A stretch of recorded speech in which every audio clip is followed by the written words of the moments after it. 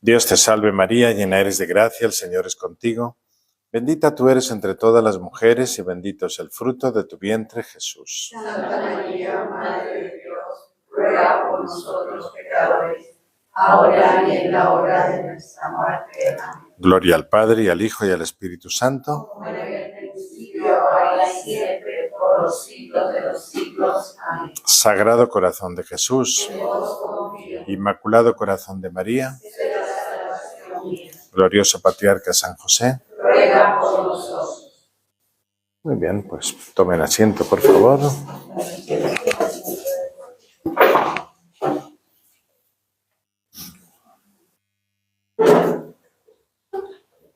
Muy bien, sean bienvenidos después de este pequeño descanso que nos hemos tomado por la Pascua.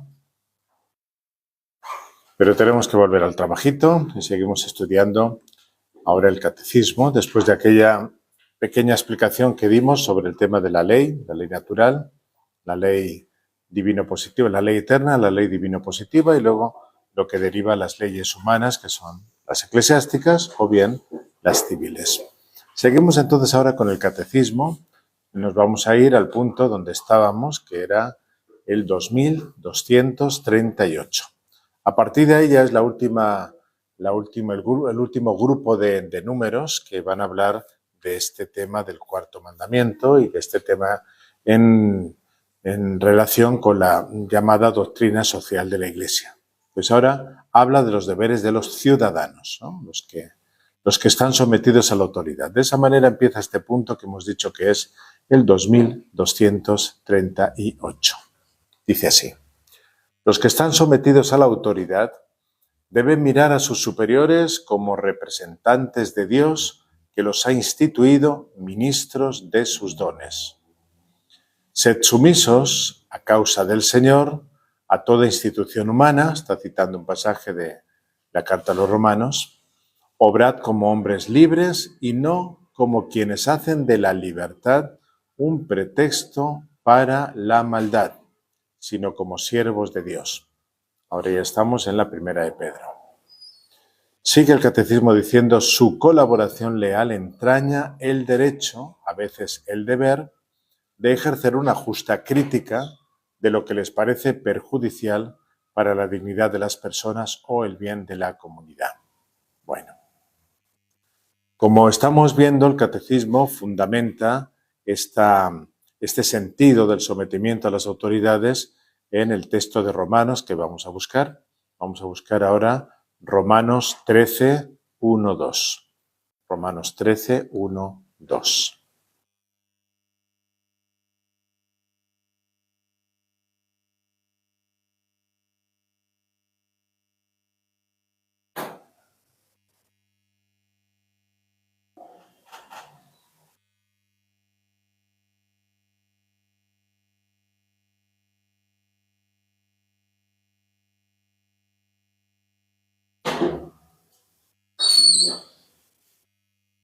Todos han de estar sometidos a las autoridades superiores, pues no hay autoridad sino bajo Dios.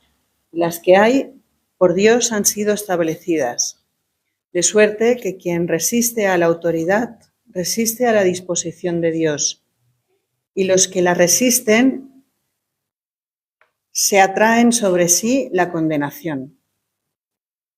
Bueno, esto es como el sentido cristiano, ¿no? Lo deja ahí bien clarito San Pablo, ¿no? Nos llama a la obediencia y a la sumisión de las autoridades. Es difícil que las autoridades encuentren un colectivo de ciudadanos que tienen como punto de partida esta predisposición de colaboración. Es difícil. Seguramente no encontraremos otro colectivo, otro grupo, al cual se le haya educado en la palabra de Dios con un texto como este. Sométanse todos a las autoridades constituidas. Nosotros pensamos que la autoridad en última instancia proviene de Dios. Y al someternos a la autoridad estamos haciendo un acto de obediencia hacia Dios. Por tanto, es una mirada de fe. Después ya tendremos que compaginar aquello que leemos en los Hechos de los Apóstoles, ¿verdad? Hay que obedecer a Dios antes que a los hombres, ¿eh? Después tendremos que compaginar eso. Pero es curioso porque los primeros cristianos, al mismo tiempo que afirmaban esto, hay que obedecer a Dios antes que a los hombres, pues muchos de ellos murieron mártires del César por no someterse.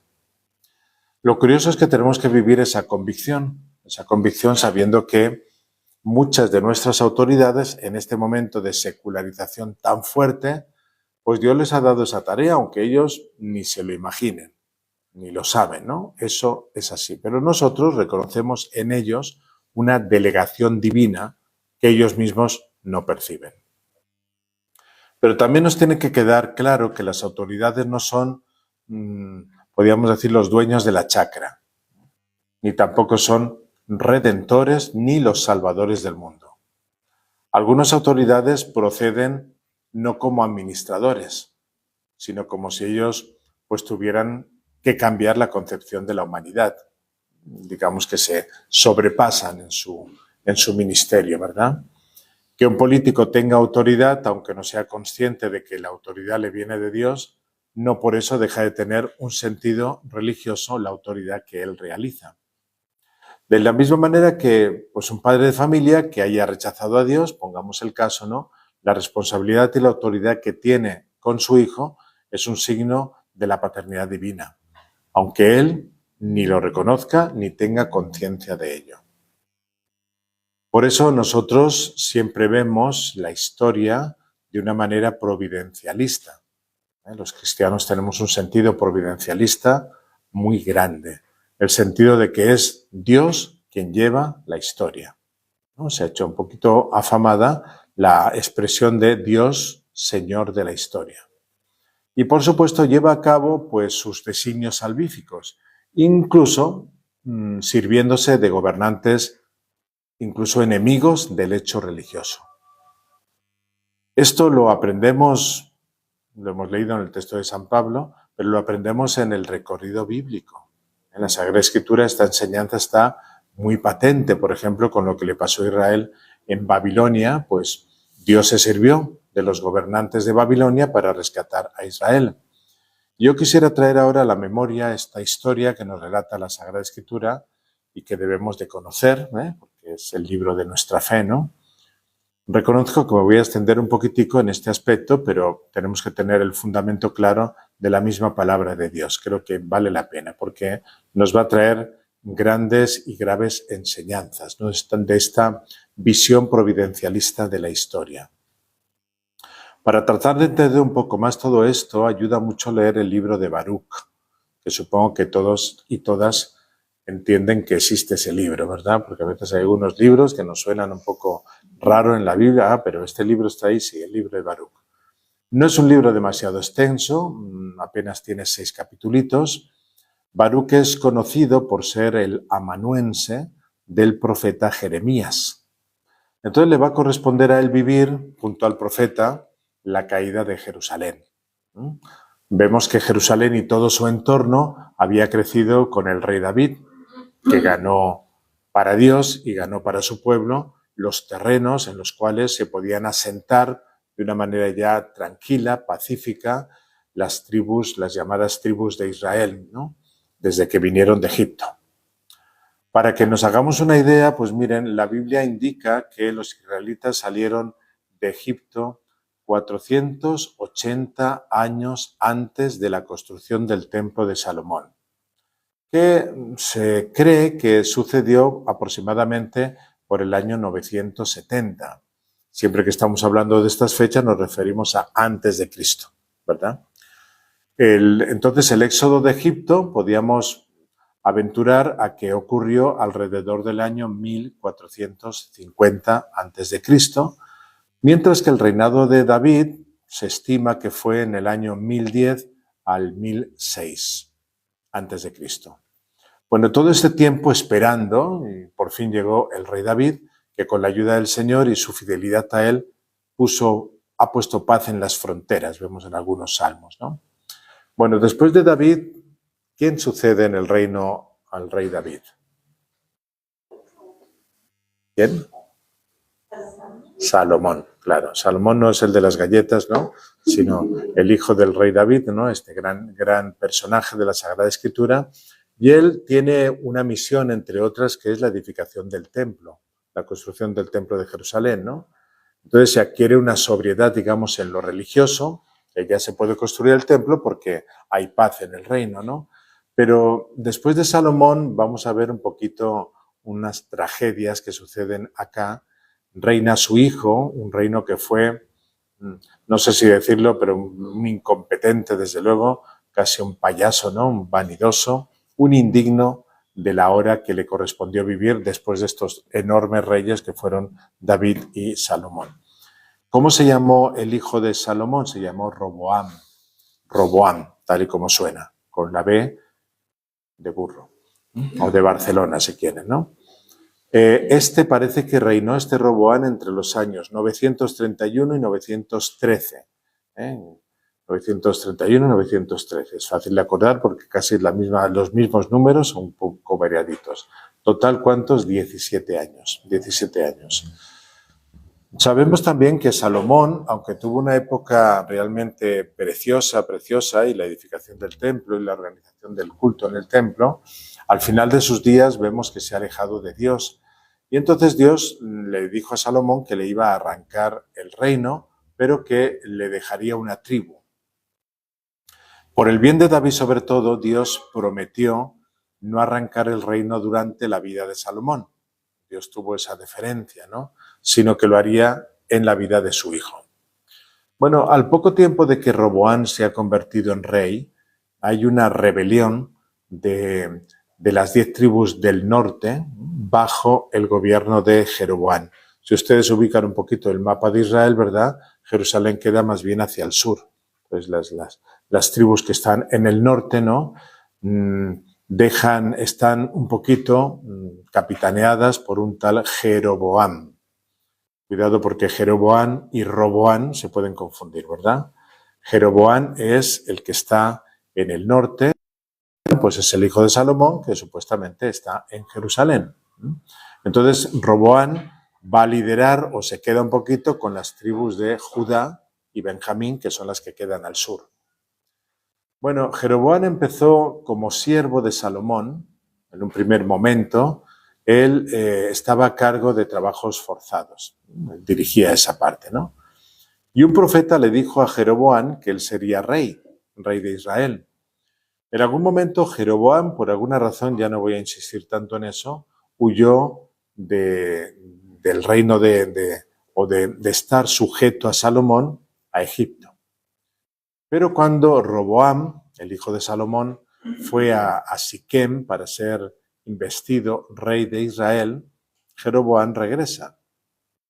Y el pueblo envía a Jeroboam, al nuevo rey, para pedirle que bajara, que aligerara la pesada carga de trabajo y la pesada carga de los impuestos que ya Salomón había impuesto. Entonces, como que era demasiado el impuesto que se estaba poniendo y eso venía desde Salomón. Entonces el rey, joven, todavía mantenía todo eso y, bueno, pues tú que has estado ahí en los palacios, etcétera, y sabes de eso, a ver si intercedes por todos nosotros. Esa es la encomienda que le dan a Jeroboam delante de Roboam. Entonces los consejeros más ancianos le dicen al rey, que es Roboam, un sabio consejo que es: atiende la petición del pueblo, bájale los impuestos. De esa manera te vas a ganar su lealtad. Pero el rey Roboam no estaba demasiado convencido de eso, porque bajar los impuestos también significaría bajar su nivel de vida. Entonces, en lugar de escuchar a los ancianos sabios, cogió un consejo de jóvenes que habían crecido con él, que eran de su promoción, podríamos decir, ¿no? Total que le dijeron que ni hablar. No hay que bajar los impuestos. Lo que tienes que hacer es subírselos. Amenázalos porque si no cumplen todavía vendrán mano de hierro. El pueblo necesita mano de hierro. Roboam pues siguió el consejo de los jóvenes y el pueblo se rebeló. Sucedió lo contrario de lo que le habían dicho los ancianitos, ¿verdad? Bueno, tuvo que abandonar la casa de David y entonces convirtieron a Jeroboam como rey. porque tenían que tener alguien que les gobernara, una autoridad. Entonces Roboam se fue a Jerusalén, donde reunió a unos 180.000 guerreros de las tribus de Judá y de las tribus de Benjamín para organizar un ataque y frenar la rebelión. No obstante, había un profeta que se llamaba Semeías, que le transmite a Roboam un mensaje que viene de parte de Dios. Y le dice, mira, las tropas no las canses, vuélvelas a casa porque esta división viene del Señor. El Señor ya le había dicho a Salomón. Pues sí o sí, eso se va a dar. ¿Para qué vas a buscar muertes? Parece que el pueblo de Judá escuchó sabiamente, no invadió Israel. Israel va a ser la parte norte, ¿verdad? Ahora esto se va a dividir en dos, ¿verdad? El sur, el reino del sur y el reino del norte. Bueno, entonces se acabó esa guerra, ni siquiera se dio, ¿no? Pero quedó dividido, como lo había anunciado el Señor, ¿no? El reino del norte y el reino del sur. El reino del norte puso su capital en Samaria y el del sur continuaba con la capital en Jerusalén. Entonces en el sur quedaron 2 tribus y en el norte quedaron 9. 9 y 2 hacen un total de 11. Pero las tribus eran 12. Entonces falta una, ¿no? Que se fueron de vacaciones a Miami, ¿no?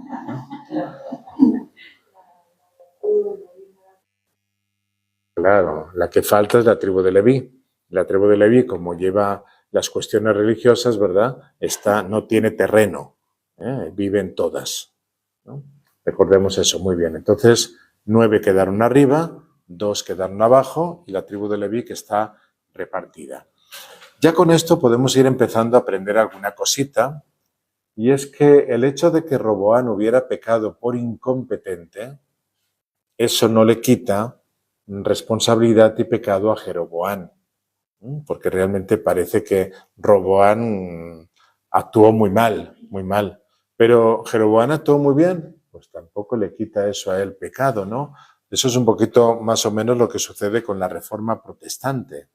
O sea, el hecho de que venga Lutero a quejarse, y a lo mejor tenía algo de razón, de que había un poquito de relajación en los obispos y los clérigos y quizás hasta el Papa, ¿no? Que no obraban bien, pues, pero eso no le quita responsabilidad a Lutero en cuanto a lo que significa destruir la unidad del pueblo cristiano. No le quita, ¿no? Lo mismo hay que decir aquí. No se le acaba la responsabilidad a Jeroboam por el hecho de que Roboam fuera quien fuere, se comportara de esa manera. Así que Jeroboam dijo, bueno, pues esta es mi oportunidad.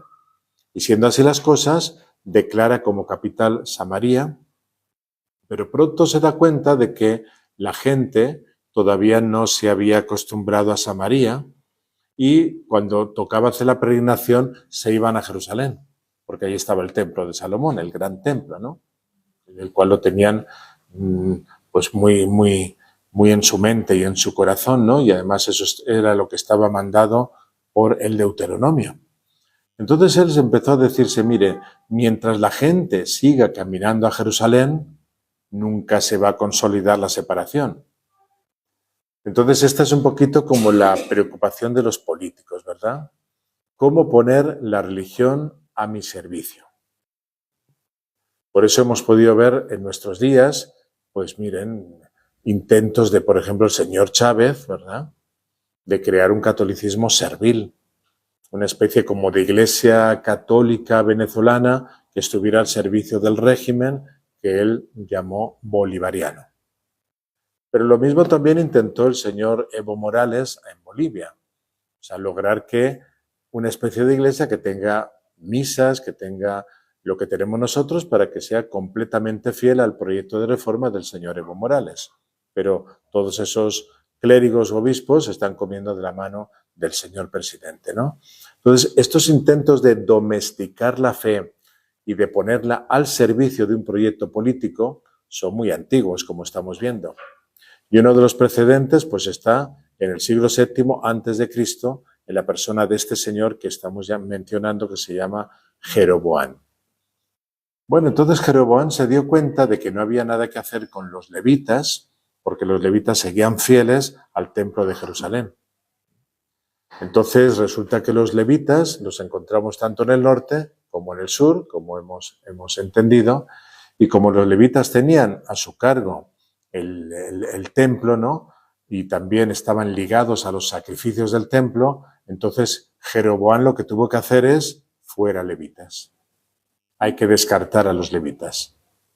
Entonces él empezó a nombrar gente del pueblo, que nos dice el texto sagrado, ¿verdad?, que sirvieran como sacerdotes. Y ese es el origen de la polémica que muchos siglos después, casi 1000 años después, se encuentra Jerusalén en diálogo, se encuentra nuestro Señor en diálogo con la samaritana. Que si tenemos que adorar en el monte Garitzín o tenemos que adorar en el monte Sión, que es Jerusalén. Entonces, ahí tenemos esa polémica, ¿no? Se da como un cisma religioso. Bueno, suele suceder también que el que es codicioso, en el fondo está destruyendo el propio proyecto que uno intenta construir. ¿Por qué? Porque una vez que se instaura la ley de la codicia, pues otro codicioso querrá imitar a ese Jeroboam, lo que él hizo. Si ha hecho esto y le ha ido bien y se ha llenado de plata, pues ¿por qué yo no? Y efectivamente eso es lo que va a ir sucediendo. De manera que el hijo de Jeroboam, que se llama Nadab, reinó, pero al poco tiempo se produjo eso que llamaríamos en nuestra terminología moderna como un golpe de Estado. Entonces ahí dio comienzo a otra pequeña dinastía. O sea, se acabó la dinastía de Jeroboam en el norte y empezó otro. Entonces ese fue casi el destino continuo de esta época, ¿no? Golpes de Estado se iban sucediendo, por lo cual no había una dinastía estable, sino que cada 2 o 3 generaciones entraba otra dinastía que se envalentonaba y de ese modo se iba gestando una división continuada, lo cual significa confusión en el pueblo. Bueno, resulta obvio pensar que todo esto debilitó la estructura política y la estructura militar de aquellos pueblos, pero sobre todo debilitó la fe de la gente, que tenía hasta el punto que se llegaban a perseguir a los buenos y a los fieles del Señor, como es el caso del conocido Elías, el gran profeta del norte, ¿no? Allá en el Monte Carmelo, ¿no? El que perseguía a Elías era un rey del reino del norte que se llamaba Ahab, que ya no reinaba nada, más bien era un títere en las manos de su esposa en este caso, una mujer pagana, abiertamente devota de los Baales, cuyo nombre era Jezabel. Entonces ella era la que realmente mandaba en el país y como Elías le decía las cosas claras y estáis sirviendo a la idolatría en lugar de al Dios de Israel, pues entonces Jezabel le declaró la guerra a Elías, que fue el profeta del reino del norte. Bueno, tenemos una situación en que la fe estaba perdida y por eso los del reino del norte únicamente podían encontrar una cierta paz a base de pactos políticos. Pero esos pactos políticos no llegaron a ser suficientes y a mediados del siglo VIII los asirios empezaron a decir: esta gente ya no nos interesa, vamos a invadirlos, vamos a quedarnos con lo de ellos. Y así se acaba el reino del norte. Unos 150 años después nos vamos a encontrar con una situación semejante, pero digamos que los asirios han perdido ya protagonismo. Nínive ha sido derrotada por el imperio babilónico, es decir, por los caldeos, y el general que está liderando los ejércitos se llama Nabucodonosor. Ese nombrecito que nos suena también de la Sagrada Escritura y que les tiembla la lengua a los lectores cuando salen a leerlo. Nabucodonosor. Entonces, él quería engrandecer a su ciudad, que era Babilonia. Recuerden que Babilonia está por las tierras de donde vino Abraham, por Mesopotamia, ¿no? Y vamos a ver la cruda realidad. Algunos le llamarían el karma, pero nosotros no le llamamos así. Todo esto son designios del Señor que va a ir mostrando poco a poco que hay que pagar una gran factura cuando no se es fiel a Él. Entonces Nabucodonosor hace una incursión en Jerusalén, ahora estamos en el Reino del Sur, y arrasa con todo lo que encuentra de valor, particularmente los vasos sagrados y las láminas de oro y de plata que adornaban el templo de Jerusalén. Claramente en Jerusalén y sobre todo en el templo era donde el pueblo hebreo acumulaba las riquezas, porque lo mejor es para Dios.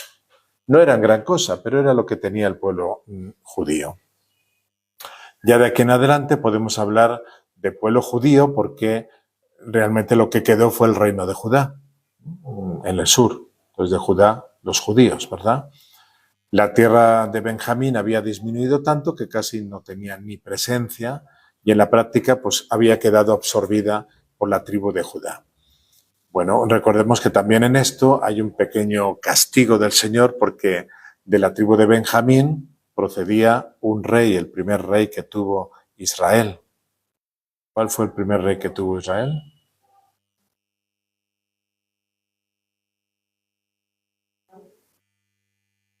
Claro, Saúl, no lo diga con tanta timidez. Saúl es el primer rey que hay en la historia de Israel, ¿no? Después vendrá David, que lo superará con creces, ¿no? O sea que de la tribu de Benjamín, él era benjaminita, Saúl, ¿no? Bien, pero de Judá tenía que salir el Mesías, y esa es la promesa que le llega a David. La única excepción a esta regla está en que los levitas siempre estuvieron, es decir, gente de la tribu sacerdotal. Y un caso claro lo tenemos con Zacarías e Isabel. Zacarías e Isabel nos dice el evangelista San Lucas que ellos proceden de la descendencia de Aarón. Aarón es, ¿quién es Aarón? El hermano de Moisés, el que es elegido para ser sacerdote con sus hijos. También el Evangelio de San Lucas nos da una noticia interesante, aquella profetisa Ana, que pertenecía a la tribu de Aser. Bueno, no nos vamos a detener en estas cosas, pero para que vayamos aprendiendo a hilar las cosas, ¿no? En todo caso, los que quedaron fueron los judíos. Bueno, pues llega Nabucodonosor, saquea el templo, no deja piedra sobre piedra y lo causa, comprenderán ustedes, una terrible consternación. Pero Nabucodonosor se va. En ese tiempo hay dos profetas que es necesario que recordar. Un profeta es Ezequiel, pero sobre todo uno que vive todo el proceso y lo sufre es Jeremías. Jeremías, que es el profeta de las calamidades. Hasta se llegan a decir que sus profecías son jeremíadas. Las jeremíadas suena feo porque siempre trae noticias que son destructivas, ¿no? Pero no es porque él sea así, ¿no? Sino porque lo que está trayendo Dios por el comportamiento del pueblo es eso, ¿no? Bueno, Jeremías es realmente el profeta que ve venir el castigo. Él debió de sufrir mucho, este hombre. Sabe que es un castigo razonable, que es un castigo saludable, y él tiene la terrible misión de anunciar al pueblo, primero, la conversión, porque si se convierten, el Señor pondrá misericordia, pero después la necesidad de recibir el castigo y finalmente otros males que van a venir. Bueno, Jeremías, ¿cuándo entra en escena? Pues entra en escena cuando Nabucodonosor se lleva todo el tesoro del templo de Jerusalén, y es entonces cuando Jeremías empieza a decirle a la gente, atención, porque esto es solamente el comienzo. Vamos a acabar sirviendo a los caldeos, es decir, nos van a sacar de nuestra tierra. O sea que fíjense qué terrible, ¿no? Porque Abraham vino de esa tierra en busca de la tierra que le prometía Dios. Pero claro, Abraham fue muy fiel a Dios. Ahora, por no haber sido fiel a Dios, los descendientes de Abraham son despojados y vuelven a sus orígenes. Para que vean un poquito las leyes de la historia, ¿no? O sea, vamos a acabar sirviendo a los caldeos, es decir, nos van a llevar al destierro. Pero la gente no prestaba oídos. Este loco, ¿qué va a decir este loco, no? Más bien consideraban a este Jeremías como un hombre que estaba predicando como una especie de rebelión contra la fe. Entonces empiezan a surgir falsos profetas, hay mucha confusión. Entre ellos hay uno famoso que se llama Hananías, que era hijo de Azur, y él procedía de Gabaón. Y él está asegurando que Yahvé, antes de 2 años, devolverá el ajuar del templo que Nabucodonosor, el rey de Babilonia, se ha tomado para llevárselo a su tierra. Entonces fíjense el contraste, ¿no? Jeremías está diciendo que todo va a ser destruido, sin embargo viene este falso profeta y empieza a augurar cosas buenas. Claro, oímos a veces lo que queremos oír, ¿no?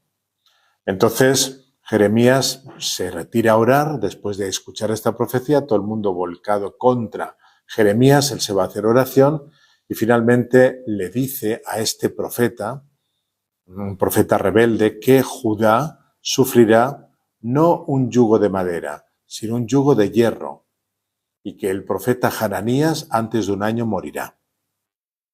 O sea, Hananías está prometiendo 2 años, pero él ni verá eso, porque no se dará, y él morirá en 1 año.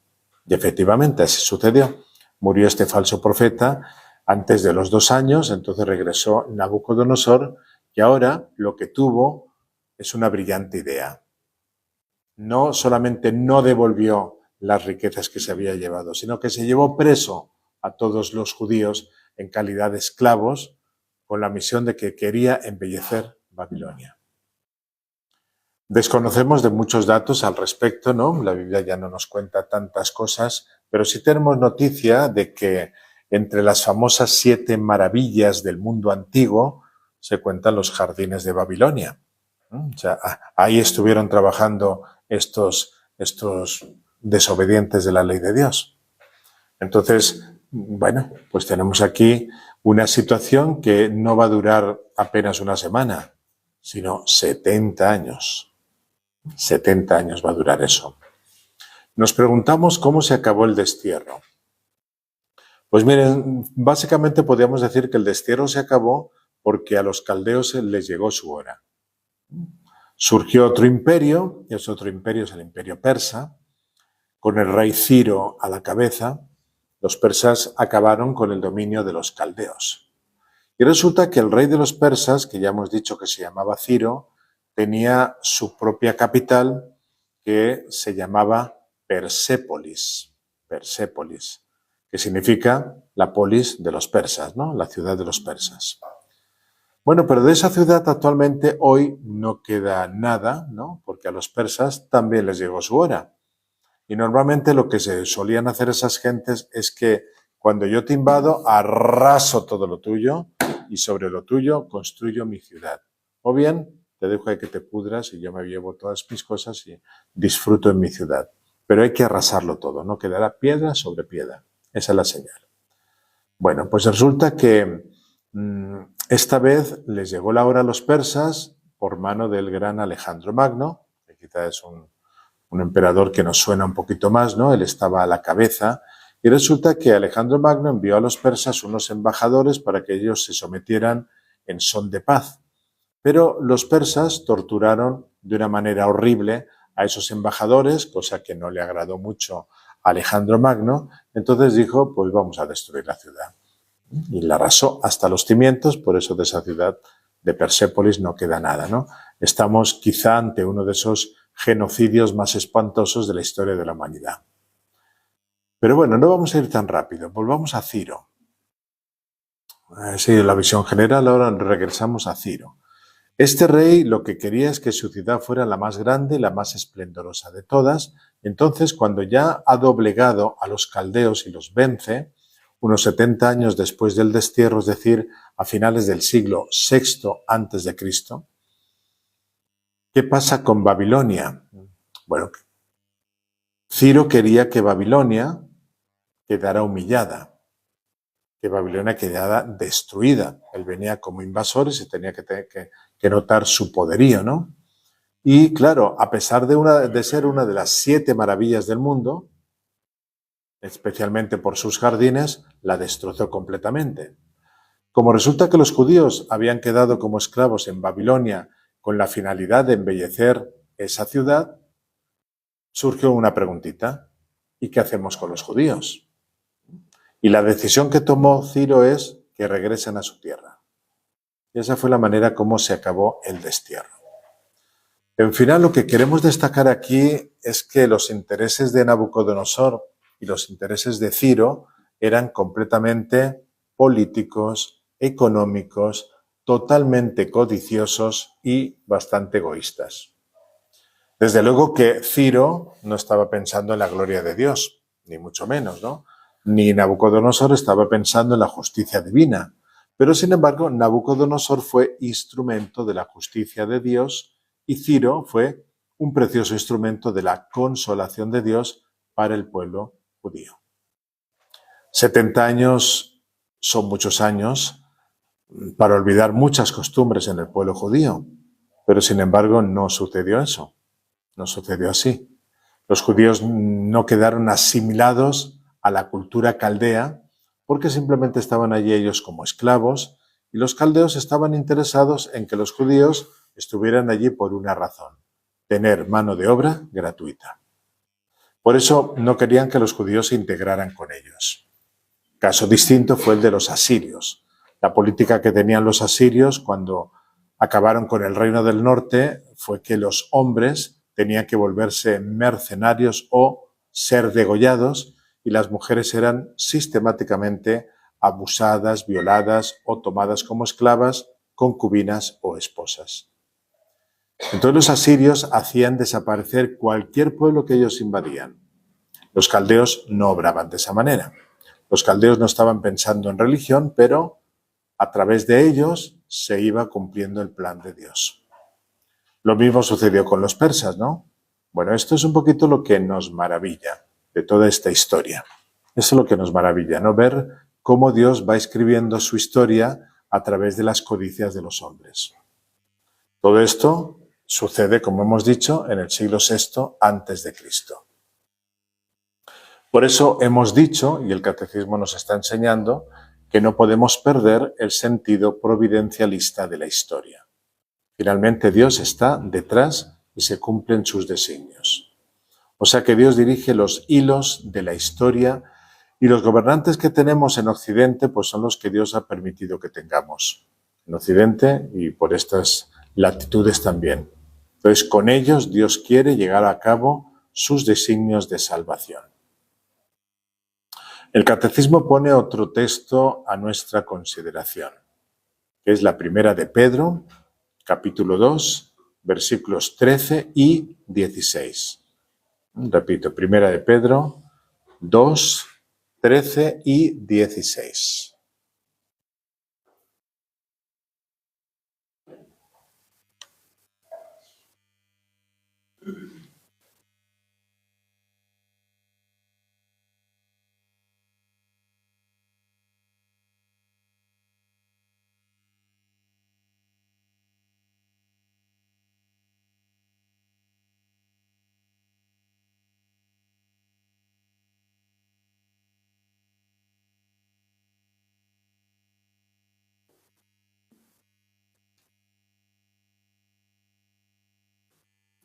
Sean sumisos a causa del Señor, a toda institución humana, sea el Rey como soberano, sea a los gobernantes como enviados por Él para castigo de los que obran el mal y alabanza de los que obran el bien.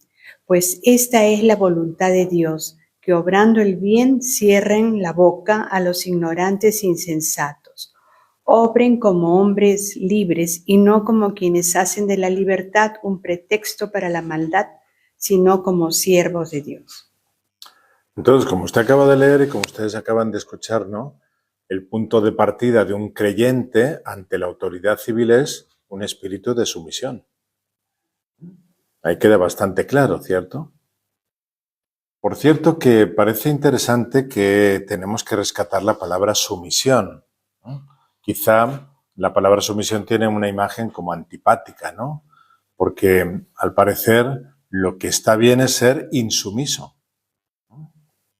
Se entiende como persona sumisa aquella que no tiene personalidad, esa persona que es un poco sonsa, ¿no? alguien que es manipulable, que tiene baja la autoestima, en fin, cosas por ese estilo, ¿no?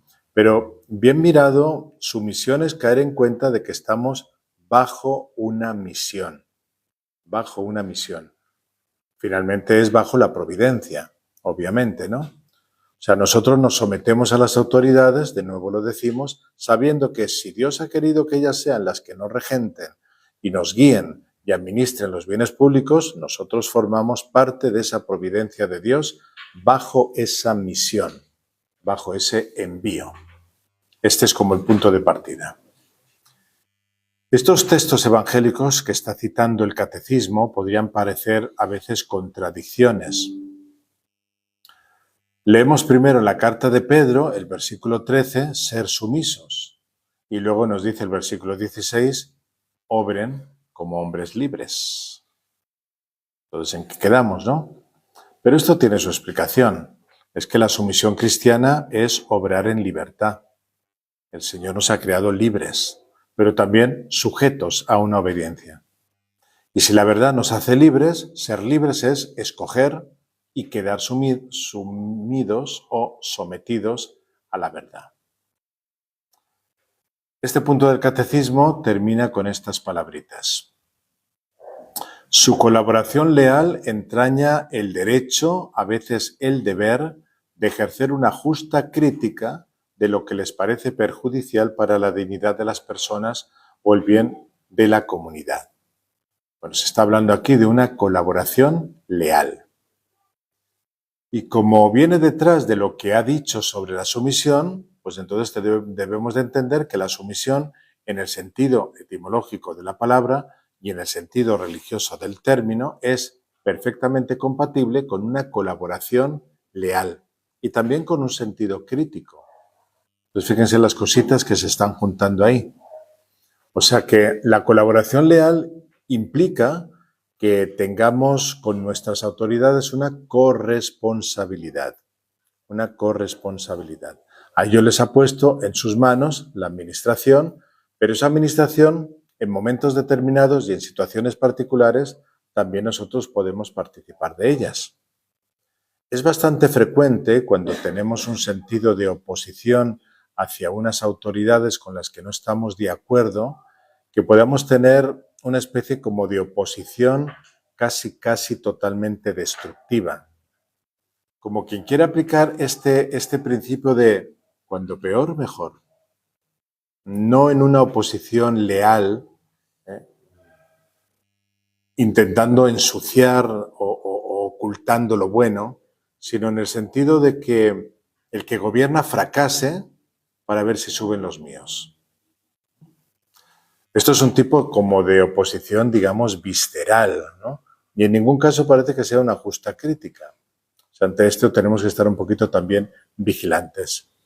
La mayoría de las veces lo que se suele ver es que se da una política muy visceral y no tan racional. O sea, cuántas autoridades públicas utilizan su cargo en lugar de para un servicio, para autopublicitarse o autobeneficiarse. Por desgracia, estamos bastante acostumbrados a observar un dato curioso. Cuando se aproximan las elecciones, empiezan las obras y empiezan las inauguraciones. Otro tipo de abusos en las autoridades es como intentar ganar popularidad gastando el dinero que no tenemos. Y entonces se endeuda, qué sé yo, el ayuntamiento o la comunidad autónoma o como lo quieran llamar. Ante esto se puede producir en nosotros un efecto visceral de rechazo, ¿no? Pero tal y como dice el Catecismo, hay que tener un sentido de colaboración leal y que se ejerza en la justa crítica. O sea, no caer en un tipo de oposición visceral. Entonces, como decíamos al principio, los cristianos somos los más leales, pero al mismo tiempo los más críticos. Y eso no es contradictorio, porque quien reconoce que el gobernante es un ministro de Dios, lo trata con gran respeto, pero al mismo tiempo también le exige mucho, porque estás actuando nada más y nada menos en representación de Dios. Bueno, pues esta es una de las doctrinas por parte de la Iglesia Católica que nos ayuda mucho a vivir la inserción de los ciudadanos en la vida pública. Vamos a avanzar y pasamos al siguiente número del Catecismo, del 2239, que dice lo siguiente. Deber de los ciudadanos es cooperar con la autoridad civil al bien de la sociedad en espíritu de verdad, justicia, solidaridad y libertad. El amor y el servicio de la patria forman parte del deber de gratitud y del orden de la caridad. La sumisión a las autoridades legítimas y el servicio del bien común exigen de los ciudadanos que cumplan con su responsabilidad en la vida de la comunidad política. Hasta aquí el punto 2239.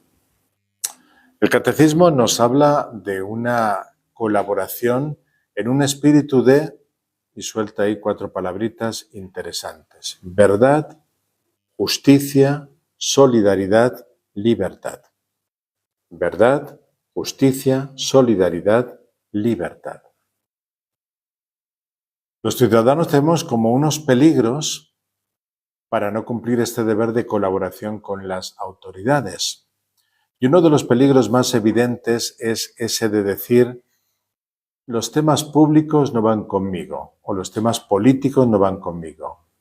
Eso es para los que entienden, los profesionales, los que les gusta la política. La política para los políticos.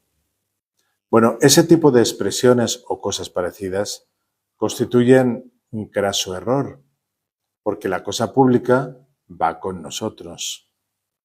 Hay una actitud bastante común en este aspecto, ese de pensar o de creer que la política es el arte de recibir dando yo lo mínimo posible. No estaría demasiado atinado, ¿no? Según el Catecismo, tenemos que decir que ese punto de partida no es cristiano. Otro peligro es que en este sistema político de partidos que nosotros tenemos, pues podemos partir de concepciones demasiado viscerales y muy poco racionales, como hemos dicho. Hay tantas personas que tienen una adhesión a unas siglas políticas o a un partido en concreto y da, lo voy a decir así, por fidelidad a la tribu. Podríamos decir a la manada, ¿no? Que más o menos es lo mismo, ¿no? Y en la mayoría de las ocasiones, pues eso no le permite tener un juicio personal objetivo, lo cual nos condiciona completamente en nuestro grado de colaboración a la vida pública o en la vida pública. A mi juicio, creo yo, que en muchos países el voto está muy vinculado a esa adscripción, digamos, visceral a un partido o a otro, ¿no? Y no se vota con juicio crítico. No solemos averiguar bien cuál es el ideario político de este o tal otro candidato, ni qué decir tiene de su partido político, el ideario de su partido político. A veces nos dejamos llevar por eso de que si es mujer o no es mujer, o cosas por el estilo, por poner un ejemplo un poco tosco. En alguna ocasión, pues he hecho referencia que en situaciones de estas se acaba comprobando cuál es nuestra jerarquía de valores. O sea, cuando hay enfrentamiento entre un partido político y la doctrina social de la Iglesia en concreto, pues se hace patente lo que llamamos las crisis de fidelidades. Por eso, para poder colaborar en un espíritu de, hemos dicho verdad, nos ha dicho el Catecismo, verdad, justicia, solidaridad y libertad, es importante superar esas adscripciones viscerales que nos impidan juzgar la verdad con objetividad. De este punto podíamos pasar al punto 1915, donde habla también de este tema, citando la Gaudium et Spes. Este punto dice, 1915, los ciudadanos deben, cuanto sea posible, tomar parte activa en la vida pública. Miren lo que dice el Catecismo. Las modalidades de esta participación pueden variar de un país a otro o de una cultura a otra. Ahora es cuando cita Gaudium et Spes número 31. Es de alabar la conducta de las naciones en las que la mayor parte posible de los ciudadanos participa con verdadera libertad en la vida pública. O sea que parece que el catecismo valora mucho los sistemas políticos que permiten la mayor participación activa en la vida política. Creo que ayudaría un poquito pensar mucho en poner esto en práctica, ¿no? El hecho de que tuviésemos un sistema de democracia, quizá, por decir algo, de listas abiertas y no con listas cerradas. Eso de que uno tenga que meter un voto en una urna con el nombre de un partido político, que luego lo que va a hacer ese partido político, lo que va a defender ese partido político, o si quieren lo que va a hacer ese diputado en el Congreso, pues finalmente no puede tener mucho control de eso. Primero porque no pueden romper disciplina de partido. En segundo lugar porque no se definen concretamente en un montón de cosas. Y cada vez las ideologías son como más parecidas. Cada vez la izquierda es menos izquierda y la derecha es menos derecha. Y parece que todos parten de una ideología como globalizada, donde la economía lo acaba dirigiendo todo. Bueno, quizá una solución pudiera ser que no hubiera listas cerradas, quizá. Pero aún así, veríamos qué libertad tiene cada candidato para ejercer su misión según la doctrina social de la Iglesia. Este punto termina con estas frasecitas. El amor y el servicio de la patria forman parte del deber de gratitud y del orden de la caridad. El amor y el servicio de la patria, el patriotismo, ¿verdad?, forma parte del deber de gratitud y del orden de la caridad. La sumisión a las autoridades legítimas y el servicio del bien común exigen de los ciudadanos que cumplan con su responsabilidad en la vida de la comunidad política.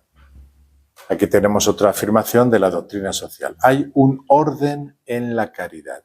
Hay un orden en la caridad. Y en ese orden uno tiene que priorizar de una manera especial a su patria.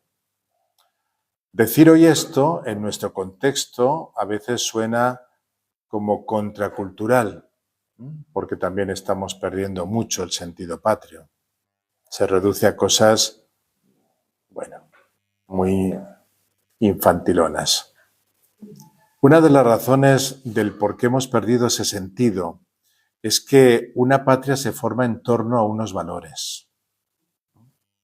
Y es evidente que, por ejemplo, en la historia de España se fue formando en torno a la reconquista frente a los musulmanes, que fue dando poco a poco conciencia de nación y de patria y en torno a una fe cristiana, cosa que ya se empezaba a gestar anteriormente con los visigodos. Pero se truncó, ¿verdad?, esa formación, digamos, con la llegada de los musulmanes y 700 años estuvo trabajando todo eso, ¿no?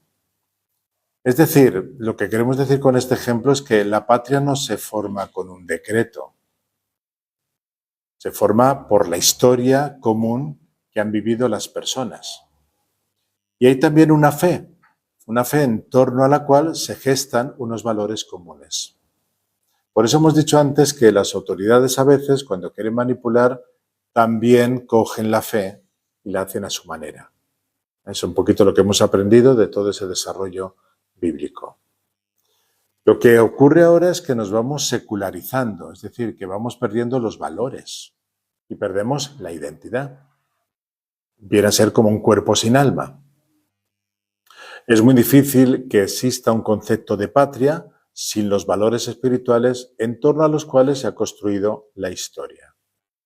Si el alma de la patria la configura el mercado, si el alma de la patria la configura la negociación económica, ¿eso de veras que crea conciencia de patria? No parece. De tal forma que hoy por hoy, en muchos países, encontramos más motivos para la desunión que para la unión. Y al parecer, el concepto de patria es mucho más profundo. Y creo que un poco de historia nos haría bien en este momento, ¿no? ¿Cómo aparecieron las patrias en la historia? ¿Cómo aparecieron las patrias en la historia? Hoy podemos descubrir con bastante facilidad nuestra humanidad dividida en sociedades territoriales determinadas. pero no debió de ser así al comienzo.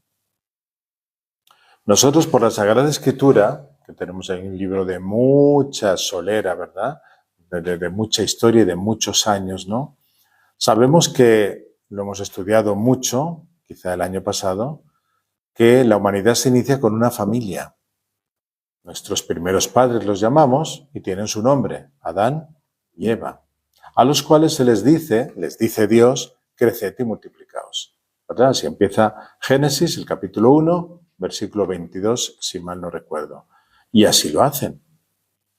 Luego se fueron dispersando por el mundo y obviamente conservaban unos vínculos comunes, quizá el idioma, ciertas costumbres, un conjunto de verdades elementales que conocían sobre todo por revelación natural. Pero la soberbia que se ve en ese famoso pasaje de la Torre de Babel los dividió profundamente y se creó una desvinculación entre ellos, ¿no? Perdieron la comunidad de lengua. Quedando así entonces segmentada la humanidad, dispersa por el mundo, digamos que el ideal de la sociedad universal que debía agrupar a todos los hombres se frustró. Y aparte de los egoísmos crecientes, esos brotes de soberbia, van a aparecer otros factores, como por ejemplo las grandes distancias, los obstáculos físicos, los mares, los océanos, las cordilleras. O sea, aparecían dificultades poco menos que insalvables a la conspiración de todos los hombres hacia su destino común. Sin embargo, ese destino permanecía, estaba ahí, subsistía. Y en razón de ese carácter sociable que Dios ha dado al hombre, se fueron concretando diversos grupos o diversas sociedades particulares con unos fines específicos y concretos.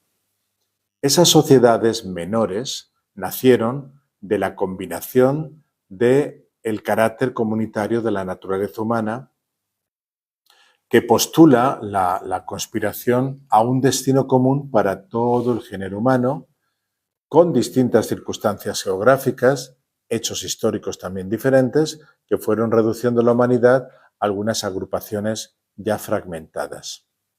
Primero aparecieron las tribus, que eran agrupaciones de familias, ¿verdad?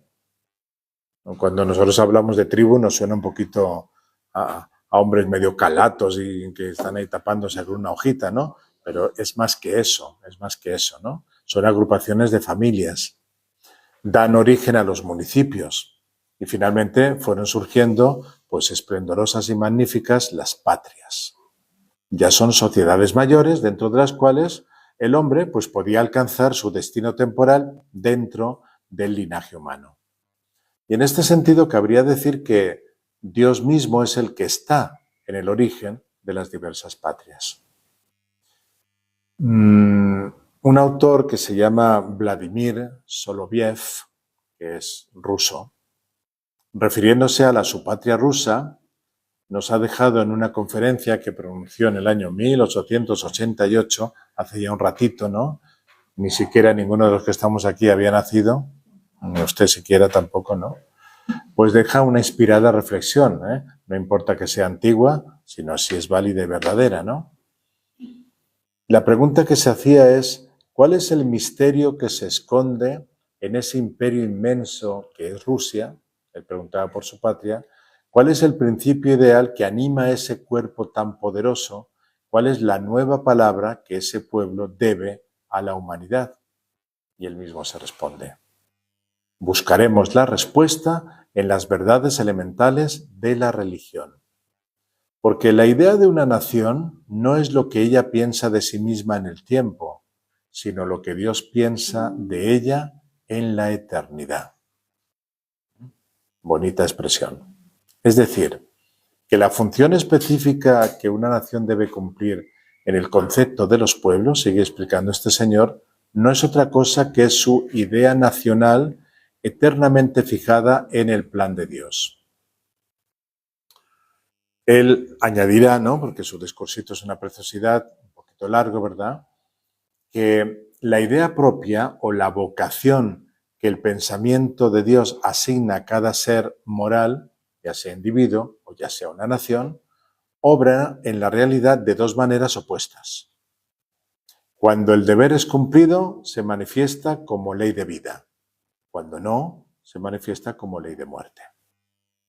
En otras palabras, el ser moral, individuo o nación, no le es posible sustraerse a la idea divina, que es su razón de ser.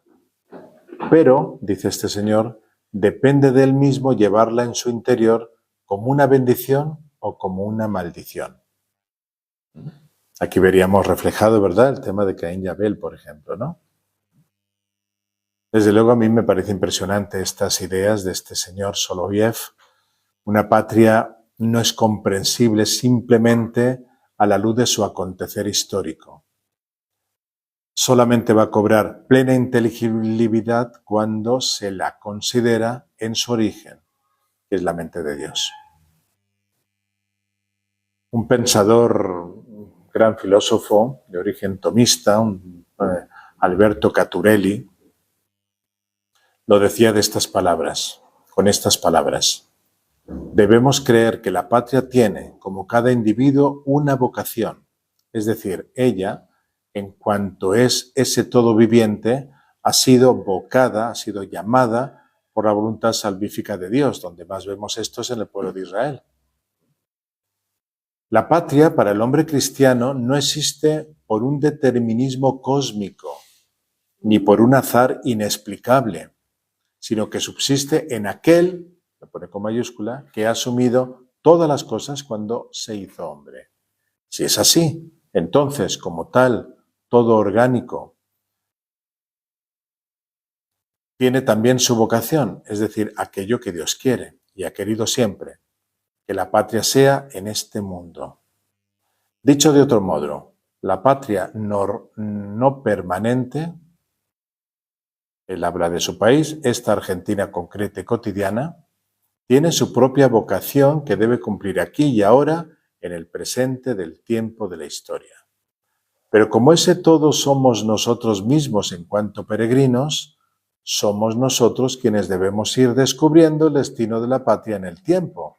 Es decir, debemos aprender a leer la voluntad de Dios en los hechos, en la tradición, en la historia y en la vida nacionales, para saber, aunque más no fuera en las líneas grandes, qué es lo que Dios quiere que hagamos con la patria.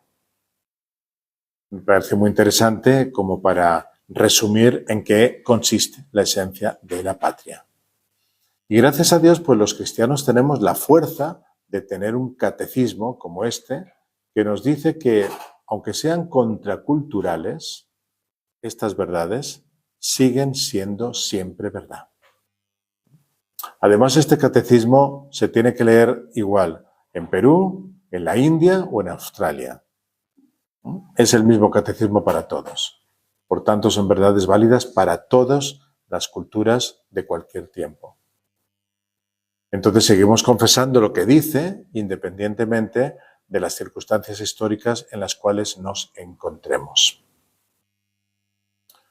Tendremos que pasar ahora a un punto 2240, que es un punto un poquito controvertido, por lo que trabaja ahí y habla, por eso lo vamos a dejar para el próximo día. Tendremos que explayarnos un poquito más en las explicaciones que vienen en ese puntito. Así que por hoy les dejo tranquilitos, que se vayan a su casita, tomen su lonchecito y sueñen con estas ideas tan bonitas de la patria.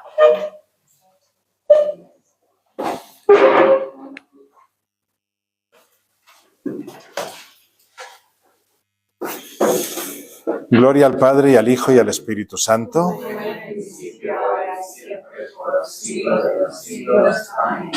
Glorioso Patriarca San José, Santo Toribio de Mogrovejo y San Luis María Griñón de Montfort, que soy.